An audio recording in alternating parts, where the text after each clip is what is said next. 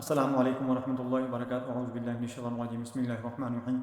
آج میں بات کروں گا کہ مثانے کی جو کمزوری ہے، حساسیت ہے، یعنی اوور ایکٹیو بلیڈر کازی سمٹم پہ بات کروں گا کہ آپ کو بار بار پیشاب آتا ہے، پیشاب کی حاجت بنی رہتی ہے اور ایسے لگتا ہے جیسے مثانہ ابھی خالی نہیں ہوا اور مثانہ بھرا نہیں ہے، آپ نے اتنا پانی نہیں ہے پیا، آپ کو پیشاب زیادہ آ رہا ہے اور بار بار آپ کو محسوس ہوتی ہے اس چیز کی حاجت کہ آپ نے پیشاب کرنا ہے۔ یہ کون سی وجہ ہو سکتی ہیں جس کی وجہ سے یہ مسئلے بنتے ہیں؟ یا آیا کہ کوئی بیماری ہے یا کسی بیماری کی سمٹم ہے جس کی وجہ سے یہ آپ کو پرابلم آ رہی ہے؟ یہ مردوں کے اندر بھی ہو سکتا ہے، عورتوں کے اندر بھی ہو سکتا ہے۔ عورتوں کے اندر شوگر کی وجہ سے ہو سکتا ہے، قبض کی وجہ سے ہو سکتا ہے، ذہنی تناؤ، ذہنی دباؤ کی وجہ سے ہو سکتا ہے، اور اس کے ساتھ ساتھ جب کانسٹیپیشن ہوتی ہے اس کے ساتھ بھی ہوتا ہے، اور جب پریگننسی ہوتی ہے اس کے دوران جب بچے کا بوجھ پڑتا ہے مثانے کے اوپر تو اس وقت ہو جاتا ہے، لیکن یہ عارضی ہوتا ہے کہ پیشاب کی بار بار حاجت ہونی، تھوڑا تھوڑا پیشاب آنا۔ اور مردوں کے اندر یہ مسئلہ بنتا ہے کہ ایک تو ایج فیکٹر ہوتا ہے، جب اولڈ ایج ہو جاتی ہے اس وقت یہ پرابلم آنا شروع ہو جاتی ہے کہ مثانے میں سکیٹ پیدا ہو جاتا ہے، یا مردوں یا عورتوں کے اندر یہ بھی مسئلہ ہو سکتا ہے کہ ایک سٹون وغیرہ تھی اس کے اندر، گردے کے اندر، وہاں سے چلی مثانے کے اندر آئی اور مثانے کے اندر کوئی خراش پیدا ہوگی جس کی وجہ سے وہاں پر ارتعاش سا رہتا ہے، جس کی وجہ سے وہ اریٹیشن ہوتی ہے اور پیشاب کی بار بار حاجت آتی ہے، اور جو پیشاب کی نالی کا انفیکشن ہوتا ہے یہ بھی اس کا کاز بن سکتا ہے۔ اس کے ساتھ ساتھ اور بہت ساری وجوہات ہوتی ہیں جس کی وجہ سے کوئی مثانے کے اندر ٹیومر وغیرہ پیدا ہو گیا یا کوئی سسٹ وغیرہ بن گئی یا اس قسم کی کوئی ڈیولپمنٹ اگر ہو جاتی ہے تو اس کی وجہ سے بھی یہ پرابلم آ جاتی ہے۔ اور پیشاب کی نالی جو ہے اس کے اندر کوئی بھی پرابلم آ جائے، کوئی ڈیولپمنٹ ہو جائے، کوئی زخم بن جائے، کچھ بھی ہو جائے، تو جیسے میں نے کہا کہ انفیکشن ہو جائے، اس کی وجہ سے بھی یہ مسئلہ بن سکتا ہے کہ مثانے کی حساسیت ہو جاتی ہے، بار پیشاب آتا ہے اور مریض کو دوبارہ پیشاب کے لیے اٹھنا پڑتا ہے۔ یہ تھی اس کے کاز کہ جس کی وجہ سے یہ مسئلہ بنتا ہے۔ اگر آپ کو یہ مسئلہ بن چکا ہے تو پھر آپ نے اس کا تدارک کیسے کرنا ہے، یا آپ کو ابھی نہیں بنا ہے تو آپ نے اس سے بچنا کیسے ہے، یہ دونوں چیزیں میں آپ کو بتاؤں گا۔ ایک تو علاج بتاؤں گا، ایک آپ کو احتیاطی تدابیر بتاؤں گا۔ اگر آپ کو خدا نہ کرے یہ مسئلہ نہیں ہے تو آپ ابھی سے اس چیز کا احتیاط کریں، اور جن کو بن چکا ہے ان کے لیے بھی احتیاط ہے۔ کیفین والی چیزیں جو ہیں، یعنی کافی ہو گئی، چائے ہو گئی، اس قسم کی چیزیں جو تمام ہیں، چاکلیٹ وغیرہ ہو گئی، یہ ساری کی ساری چھوڑ دیں، اور جو کانسٹیپیشن کرنے والی چیزیں ہیں وہ بھی آپ نے چھوڑ دینی ہیں، اور وہ ایسی چیزیں جو کڈنیز کے اندر کوئی انفیکشن کرنے والی ہیں، پیشاب کی نالی کے اندر کوئی انفیکشن کرنے والی ہیں، پتھری پیدا کرنے والی جو چیزیں ہیں وہ بھی آپ نے بند کر دینی ہیں۔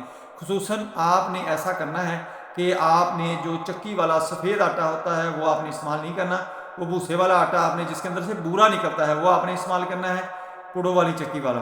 اور نمک جو ہے آپ نے وہ سفید والا استعمال، دانے مدار استعمال نہیں کرنا، آپ نے پنک گلابی جو ہوتا ہے ڈلوں والا، ڈیلے جو ہوتے ہیں ہماری کھیوڑا کی کان سے جو نمک نکلتا ہے وہ آپ نے استعمال کرنا ہے۔ اس کے اندر بہت سارے انگریڈینٹ ہوتے ہیں، بہت سارے منرل وٹامن ہوتے ہیں جو بڑے کارآمد ہوتے ہیں۔ 82 منرل وٹامن جو ہوتے ہیں اسے نکال لیے جاتے ہیں جو ہمارے لیے کارآمد نہیں رہتا۔ پھر آپ نے چینی کی جگہ گڑ استعمال کرنا ہے۔ اسٹیل اور سلور جو ہے اس کی جگہ اگر آپ پیتل یا کچے برتن استعمال کریں وہ آپ کے لیے بہت ہی بہتر ہے۔ پیتل کا برتن جو ہے یعنی کاپر، وہ تو انتہائی اچھی چیز ہے کہ اس کو کلی وغیرہ کروائی جائے اور اس کو استعمال کیا جائے، تو یہ شاہانہ طرز زندگی تھا جو ہمارے آباء و اجداد پہلے استعمال کرتے تھے۔ وہ طاقتور رہتے تھے، اسی وجہ سے رہتے تھے کہ وہ کاپر تھوڑا تھوڑا ان کے اندر جاتا تھا۔ کاپر بہت اچھی چیز ہے، یہ اوور نہیں جانا چاہیے، زیادہ نہیں جانا چاہیے، زبردست ہے۔ اور کچی جو مٹی کے برتن ہوتے ہیں وہ بہت ہی زبردست ہیں۔ یہ آپ نے چیزیں استعمال چینج کر دینی ہیں۔ اور گھی، آئل جو بھی بازاری ہے وہ آپ نے استعمال نہیں کرنا، وہ آپ نے سرسوں کا تیل استعمال کرنا ہے یا دیسی گھی مکھن استعمال کریں گھر کا۔ یہ آپ کے لیے ایسی انمول اللہ کی نعمت ہے کہ آپ ڈاکٹر کے پاس جانا بھول ہی جائیں گے، ساری کی ساری بیماریوں سے آپ کی جان چھوٹ جائے گی۔ ان چیزوں کی طرف آ جائیں، اور یہ نیچر ہے، فطرت ہے، فطرت کی طرف جب آپ آئیں گے تو آپ کا یہ مثانے والا مسئلہ اور بہت سارے مسئلے آپ کے حل ہو جائیں گے۔ پھر آپ نے وہ چیزیں نہیں کھانی جو آپ کو کانسٹیپیشن کرتی ہیں۔ جو فزی ڈرنک ہیں، کوئی بھی بازار کے اندر جوس ملتا ہے، ٹیٹرا پیک ہے، کوئی بوتلوں کے اندر ہے، جیسا بھی ہے آپ نے ان کو قطعاً استعمال نہیں کرنا، ان کے اندر کیمیکل ہوتے ہیں۔ آپ نے گھر کے اندر بھی جوس بہت کم استعمال کرنا ہے، اور اگر استعمال کرنا ہے تو مجبوری کے ضرورت کے مطابق آپ نے استعمال کرنا ہے، ضرورت کے وقت استعمال کرنا ہے۔ آپ نے ڈائریکٹ فروٹ کھانے کی کوشش کرنی ہے۔ جب ہم فروٹ کھاتے ہیں تو اس وقت ہمارے منہ کے اندر سے جو لعاب دہن اس کے اندر مکس ہوتا ہے، تو یہاں سے ہمارا ہاضمے کا نظام شروع ہو جاتا ہے، اور اس سے ہمیں منرل وٹامن جو ہوتے ہیں، جو اس کے اندر گریڈینٹ ہوتے ہیں، وہ ہمارے جسم کے اندر، باڈی کے اندر اچھی طرح ڈائجسٹو ہضم ہو کر جانا شروع ہو جاتے ہیں۔ ہمارا میٹابولک سسٹم جو ہوتا ہے وہ بہت اچھا ہو جاتا ہے۔ اس کا یہ بہت بڑا بینیفٹ ہے۔ اور اس کے ساتھ ساتھ آپ نے کیفین چھوڑنی ہے، فزی ڈرنک چھوڑنی ہے، تمام مشروبات چھوڑنے ہیں، اور اس کے ساتھ ساتھ آپ نے پانی کا زیادہ استعمال کرنا ہے۔ بہتر یہ ہے کہ ڈیٹاکس واٹر میں آپ کو نیچے ڈسکرپشن کے اندر بھی دے دوں گا، آپ مجھ سے کمنٹ کریں، آپ کو نمبر دے دیں اپنا واٹس ایپ کا، اس کے اوپر آپ کو وہ پہنچا دیا جائے گا۔ وہ ڈیٹاکس واٹر استعمال کریں یا سادہ پانی استعمال کریں، کم از کم آپ 10 سے 12 گلاس استعمال کریں، یا 2 سے 2.5 لیٹر آپ نے استعمال کرنا ہے، جو آپ کے لیے بہت ہی بہتر ہے، بہت ہی زبردست ہے۔ اور اس کے ساتھ ساتھ آپ نے اپنی نیند پوری کرنی ہے، اور جو آپ کو اس کا کوئی فیکٹر نظر آتا ہے کہ اس کی وجہ سے آپ کی کوئی پرابلم ہو رہی ہے، وہ آپ نے دور کرنی ہے۔ اور ایکسرسائز آپ نے کرنی ہے، صبح و شام آپ نے واک کرنی ہے، ایکسرسائز کرنی ہے۔ کیگل ایکسرسائز بہت اچھی ہے اس کے لیے۔ اور آپ نے چیئر کے اوپر بیٹھ جانا ہے، چیئر کے اوپر بیٹھ کے آپ نے بیٹھے بیٹھے، عورت ہو یا مرد ہو، بے شک وہ پریگننٹ عورت بھی ہو، وہ آہستہ آہستہ اپنے پاؤں کو ہاتھ لگائے، پھر آہستہ آہستہ اوپر آئے۔ یہ 5 دفعہ آپ نے ریپیٹ کرنا ہے پہلے، پھر آہستہ آہستہ جب آپ کو ہفتہ 10 دن ہو جائے، پھر آپ نے 7 دفعہ 10 دفعہ کرنا شروع کر دینا، پھر آہستہ آہستہ اس کی آپ نے کوانٹٹی بڑھاتے جانا ہے، یعنی 30-40 دفعہ 50 دفعہ تک چلے جائیں آپ، بالکل یہ آپ کا مسئلہ جو ہے مسانے کا وہ بالکل ٹھیک ہو جائے گا۔ اور اب آتے ہیں ہم میڈیسن کی طرف کہ ہم میڈیسن کیا استعمال کر سکتے ہیں۔ پہلے آپ نے یہ احتیاط کرنی ہے، پھر آپ نے کسی قریبی ڈاکٹر کے پاس، جو یورولوجسٹ ہو وہ سب سے زیادہ بہتر ہے۔ اگر کوئی آپ کو قابل ڈاکٹر آپ کا ملے جس کے اوپر آپ کو اعتماد ہو، تو آپ اس کے ساتھ کنسلٹ کر کے اپنی کو میڈیسن کروائیں، ٹریٹ کروائیں، اپنی ایکسرسائز پوچھیں۔ اور اگر نہیں تو آپ مجھے کمنٹ کریں، آپ کو میڈیسن بتا دی جائے گی۔ اور یہاں بھی میں میڈیسن بتانے لگا ہوں، وہ آپ نے لکھ لینی ہے، وہ بازار سے پرچیز کر لینی ہے۔ بڑا ہو، جوان ہو، بوڑھا ہو، مرد ہو، عورت ہو، لڑکی ہو، لڑکا ہو، کوئی بھی ہو، یہ ان کے لیے تمام کے لیے میڈیسن ٹھیک ہے، اور بڑی سیف ہے، بہت ہی سیف ہے، چونکہ اس کا نقصان نہیں ہوگا آپ کو۔ وہ آپ پہلی میڈیسن جو ہے وہ ہے ایکوزیٹم، 30 طاقت میں آپ نے لینی ہے۔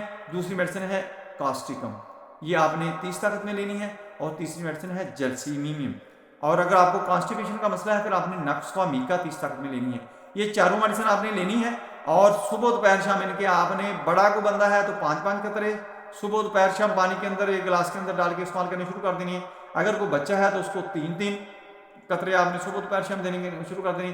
اگر کوئی بہت چھوٹا بچہ ہے اور اس کو آپ نے 1-1 قطرہ صبح دوپہر شام دینا ہے، یا اگر بہت ہی نومولود بچہ ہے اس کو اگر ضرورت پڑی ہے تو پھر آپ نے 1 قطرہ ڈال لینا ہے کسی دودھ کے اندر یا پانی کے اندر ڈال کے رکھنا ہے، وہ سارا دن آپ نے اس کو دیتے رہنا، تھوڑا تھوڑا کر کے، وہ اس کی بہت ڈوز بن جائے گی۔ یہ تھی میری آج کی ویڈیو، جو آپ کو میں نے مثانے کے متعلق، پیشاب کے متعلق آپ کو اویئرنیس دینے کی کوشش کی ہے۔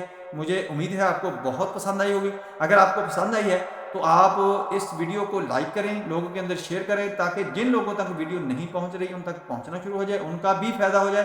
اور میرے چینل کو سبسکرائب کریں۔ اپنا خیال رکھیں، stay connected, stay happy, stay healthy. اللہ حافظ، السلام علیکم ورحمۃ اللہ وبرکاتہ۔